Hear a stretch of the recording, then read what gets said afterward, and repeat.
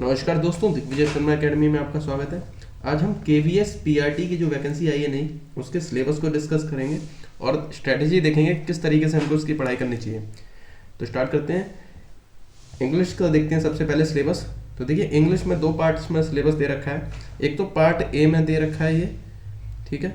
यहाँ पर आपके क्या है, ये 20 मार्क्स दे रखा है, इंग्लिश हिंदी दोनों का। इंग्लिश जो है यहाँ पे 10 मार्क्स की आने वाली है और 10 मार्क्स की पार्ट बी में आने वाली है। तो यहाँ पे तो सिर्फ ये दे रखा है रीडिंग कॉम्प्रीहेंशन, तो पैसेज आने वाला है, वर्ड पावर यानी वो कैप से क्वेश्चन होंगे, और ग्रामर, ठीक है। तो यहाँ पार्ट बी के लिए सिलेबस डिटेल में दे रखा है। यहाँ से तो बस यही पता चल रहा है कि इसका एक पैसेज आने वाला है, तो लगभग 5 मार्क्स का आने वाला है पैसेज, ठीक है। बाकी 15 मार्क्स के ये ग्रामर क्वेश्चन आने वाले हैं। तो ग्रामर देखते हैं सिलेबस में क्या क्या लिखा है। अच्छा, ये पढ़ लेते हैं यहाँ पे, ये काफ़ी इंपॉर्टेंट है। Subject specific syllabus includes the concept of NCERT CBSE syllabus and text books classes 1 to 5। तो 1 to 5 के कॉन्सेप्ट आने वाले हैं, ठीक है। However, the question will be testing the depth of understanding and application of these concepts at the level of senior secondary। तो यहाँ पे क्या है, टॉपिक तो यहाँ से आपको पकड़ने हैं, लेकिन जो जो टॉपिक 1 to 5 में दे रखे हैं उनको आपको डिटेल में पढ़ना है, लास्ट 12th के लेवल तक का, ठीक है। तो इतनी डिटेल में पढ़ना है, जो भी टॉपिक 12th तक का भी आपको समझ आना चाहिए। वो टॉपिक जो यहाँ पे मेंशन है वो 12th के लेवल तक की आपकी अंडरस्टैंडिंग होनी चाहिए, यानी कि बहुत ज़्यादा डीप अंडरस्टैंडिंग होनी चाहिए। अब इंग्लिश का सिलेबस देखते हैं। तो यहाँ पे देखिए, ग्रामर में काफ़ी सिंपल इसका सिलेबस है, बहुत ज़्यादा डिफिकल्ट नहीं है। नाउन, प्रोनाउन, एडजेक्टिव, एडवर्ब ये सब दे रखे हैं, टेंस वगैरह, आर्टिकल हो गया, ठीक है, क्वेश्चन वर्ड्स, पंक्चुएशन मार्क्स दे रखा है यहाँ पे, और एडजेक्टिव, प्रेपोजिशंस, ठीक है। तो बहुत ही कम सिलेबस है इसका, लिमिटेड सिलेबस है इंग्लिश का, तो बहुत ज़्यादा नहीं है। यहाँ पर आपको रीडिंग पैसेज है, तो यहाँ पे पोयम भी नहीं मिलने वाली है, ठीक है। तो ये बहुत ज़्यादा डिफिकल्ट नहीं है। तो इसकी स्ट्रेटजी देखते हैं क्या होगी। इसमें कोई इंग्लिश की पेडागॉगी नहीं आने वाली है, ठीक है, तो ये ध्यान रखना है। पोयम और लिटरेरी डिवाइसेस, सिमिली, मेटाफर ये भी नहीं आ रहे हैं।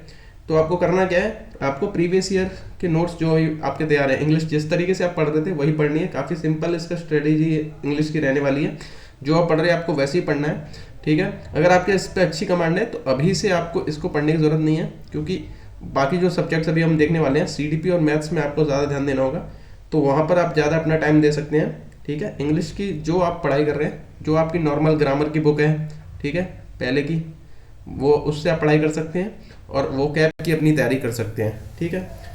अच्छा, प्रैक्टिस कहाँ से कर सकते हैं आप, जिस तरीके का इसका सिलेबस दे रखा है उस तरीके से DSSB के जो प्रीवियस ईयर क्वेश्चंस हैं वो काफ़ी सही रहेंगे आपकी प्रैक्टिस के लिए, कि उसमें भी 20 क्वेश्चंस का सेट होता है, जिसमें कि रीडिंग कॉम्प्रीहेंशन भी आता है और ग्रामर के अलग टॉपिक्स भी आते हैं। इसके जैसे क्वेश्चन खत्म हो जाते हैं तो दूसरे टीचिंग एग्जाम्स के जो इंग्लिश का सेट है वो कर सकते हैं आप, ठीक है। आगे देखते हैं हिंदी।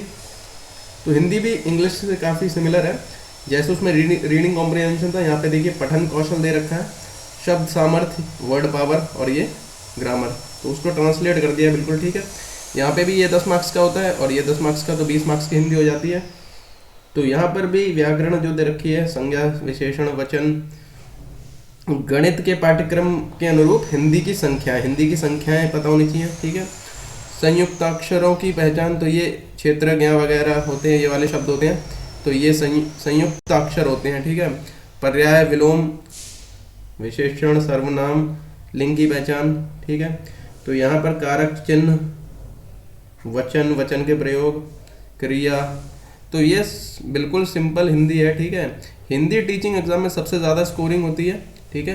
तो अगर आपका इसमें हिंदी में भी प्रॉब्लम है तो आपको काफ़ी दिक्कत होने वाली है। तो बहुत ज़्यादा अगर दिक्कत नहीं है तो आपको हिंदी अभी से पढ़ने की ज़रूरत नहीं है, आसानी से इसकी खाली प्रैक्टिस करके भी आप अच्छा स्कोर कर सकते हैं। इसमें ज़्यादा से ज़्यादा आपको मार्क्स लाने पड़ेंगे 20 में से, अगर आपको सिलेक्शन लेना है तो हिंदी में तो पूरे के पूरे मार्क्स लगभग आने चाहिए। इसकी स्ट्रेटजी देखते हैं। तो इसमें भी पेडागॉगी नहीं आ रही है, सब्जेक्ट पेडागॉगी इसमें नहीं आ रही है, ठीक है। अलंकार वगैरह, जैसे उसमें पोयम नहीं है, ठीक है, अलंकार, रूपक अलंकार वगैरह ये सब इसमें नहीं आने वाले हैं। हिंदी में एक काफ़ी दिक्कत होती है, साहित्य, हिंदी साहित्य जो होता है, रचनाएं वगैरह, अलग अलग निबंधकार वगैरह, तो ये भी नहीं आ रहे हैं, तो ये काफ़ी बढ़िया है, ठीक है। तो क्या करना है, इंग्लिश की तरह इसको भी आपको प्रीवियस नोट्स से पढ़ना है, जो आपने पहले पढ़ रखे हैं उन्हीं को रिवाइज करना है आपको। और मेरे हिसाब से तो आप ये एग्जाम से कुछ टाइम्स पहले भी इसको रिवाइज कर लेंगे तो काफ़ी रहेगा। इसमें भी आप DSSB की और अलग टीचिंग एग्जाम्स के जो क्वेश्चंस हैं उनसे प्रैक्टिस कर सकते हैं, ठीक है।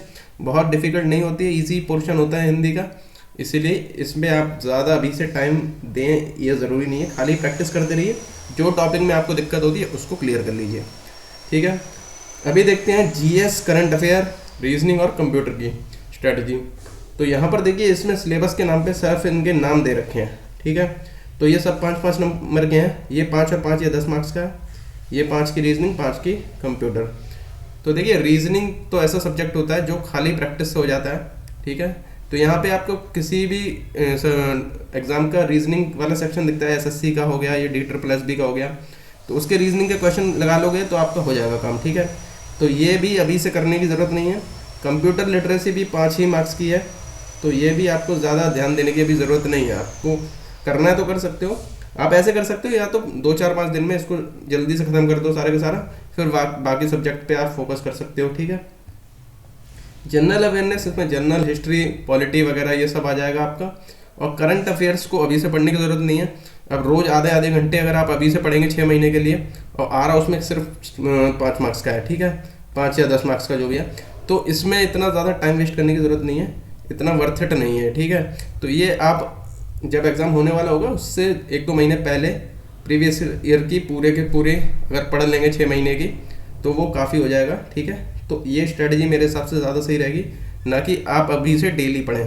तो ये वाले जो सेक्शन है GS, current affair, reasoning, computer, इसको अभी के लिए होल्ड पे रख सकते हैं। ठीक है, अगर आपको पढ़ना है, आपकी बहुत ज़्यादा वीक है इनमें से कोई पॉइंट, तो आप अभी पढ़ सकते हैं, नहीं तो मेरे हिसाब से हिंदी, इंग्लिश और ये वाला सेक्शन है, इसको अभी से पढ़ने की ज़रूरत है नहीं, खाली प्रैक्टिस कर सकते हैं। जो आपका टॉपिक कमज़ोर नज़र आ रहा है उसको आप ठीक कर लीजिए। ठीक है, अभी देखते हैं, देखिए मैथ्स का सिलेबस। तो मैथ्स का सिलेबस देखिए काफ़ी इंटरेस्टिंग है। मैथ्स में ये जो कंपटीशन में एग्ज़ाम्स में आता है मैथ्स, उससे बिल्कुल ये चेंज हो गया है। ठीक है, पहले जो केवीएस का था सिलेबस उससे काफ़ी अलग है आपका जो सिलेबस है। तो मैंने जो सिलेबस देखा, तो मैंने ये देखा कि ये मैंने सिलेबस देखा सा लग रहा था। तो अगर आप इसको सीटेट के, ये वाला जो सिलेबस है ये सीटेट का सिलेबस है, और ये वाला जो सिलेबस है ये केवीएस का सिलेबस है।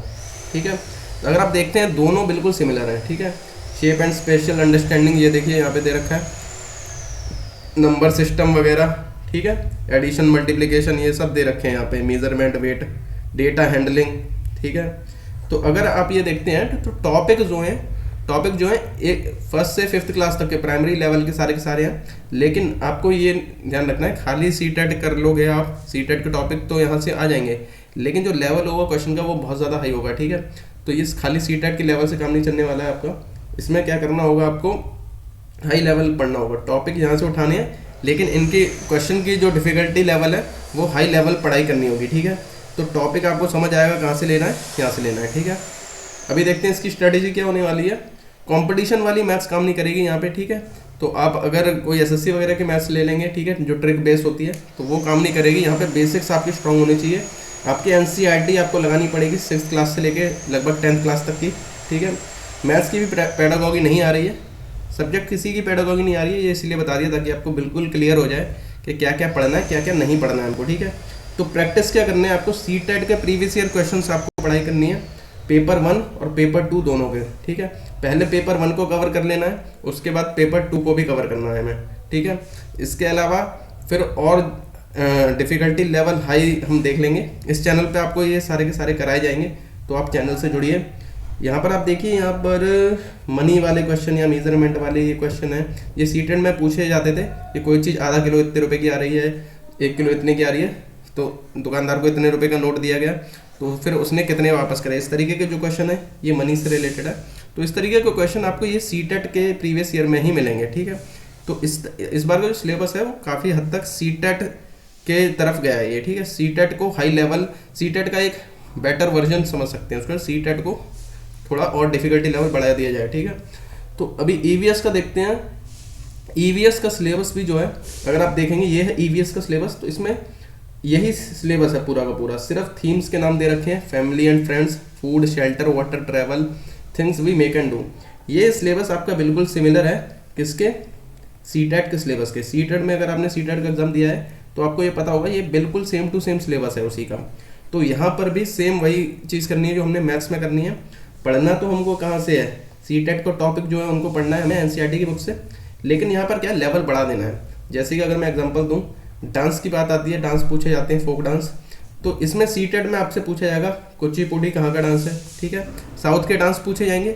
लेकिन अगर केवीएस का एग्जाम होगा तो उसमें हो सकता है नॉर्थ ईस्ट वाले डांस पूछे जाए आपसे, ऐसे डांस पूछे जाए जो रेयर हो। तो आपको जो भी आपकी इन्फॉर्मेशन यहाँ से मिल रही थी उसको और ज़्यादा हाई लेवल की इन्फॉर्मेशन बना देना है, ठीक है। डिफिकल्टी लेवल बढ़ने वाला है इस वाले एग्जाम में, क्योंकि इससे क्या है, आपको जॉब मिलने वाली है। ये क्वालिफाइंग मार्क्स नहीं है, क्वालिफाइंग एग्जाम नहीं है, ठीक है। तो अभी इसकी स्ट्रेटेजी देखते हैं। तो इसमें भी पेडागोगी नहीं आ रही है, एनसीईआरटी से आपको अपने बेसिक्स बनाने पड़ेंगे। ये वाले जो टॉपिक्स हैं, ये सारे के सारे थीम्स जो है कवर करने पड़ेंगे।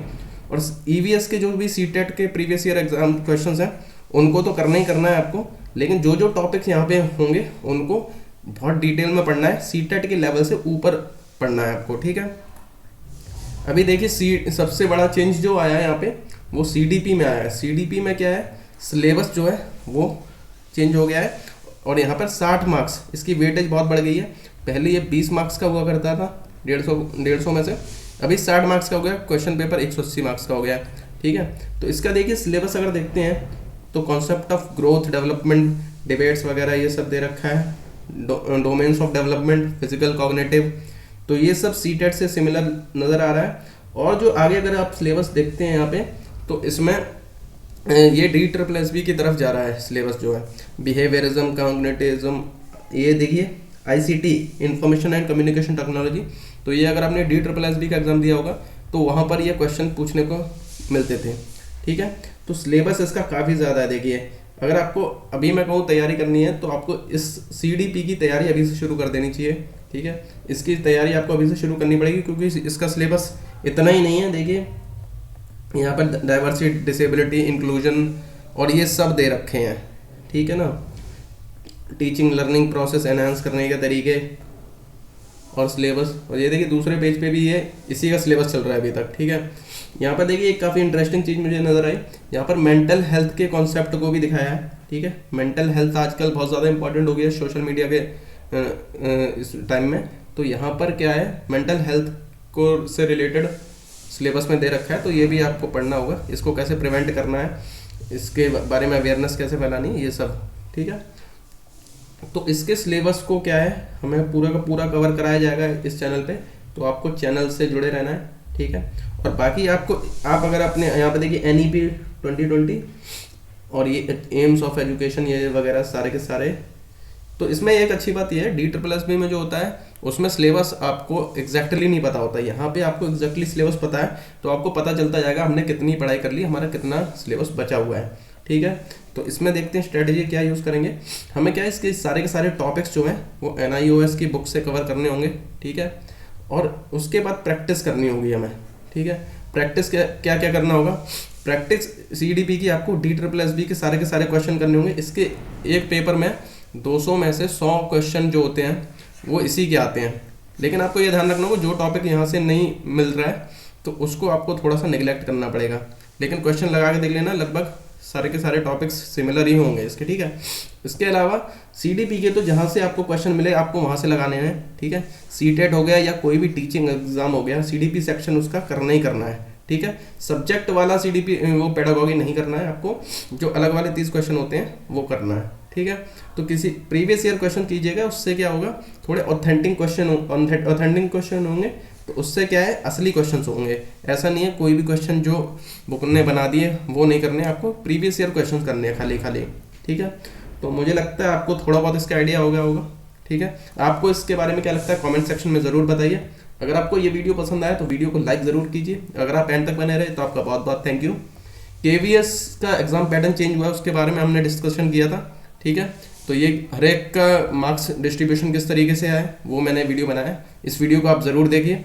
अगर आप दिग्विजय शर्मा एकेडमी के टेलीग्राम चैनल से जुड़ना चाहते हैं तो ये सर्च करके आप जुड़ सकते हैं, वहाँ आपको चैनल से रिलेटेड PDF मिल जाएगी, ठीक है। और KVS से रिलेटेड और जो अपडेट्स हैं वो हम इसी पे अपडेट कर देंगे आपको टेलीग्राम चैनल पे। तो दिग्विजय शर्मा एकेडमी को सब्सक्राइब कीजिए अगर आप AES की तैयारी कर रहे हैं और KVS की लेटेस्ट अपडेट्स के लिए। मिलते हैं अगले वीडियो में।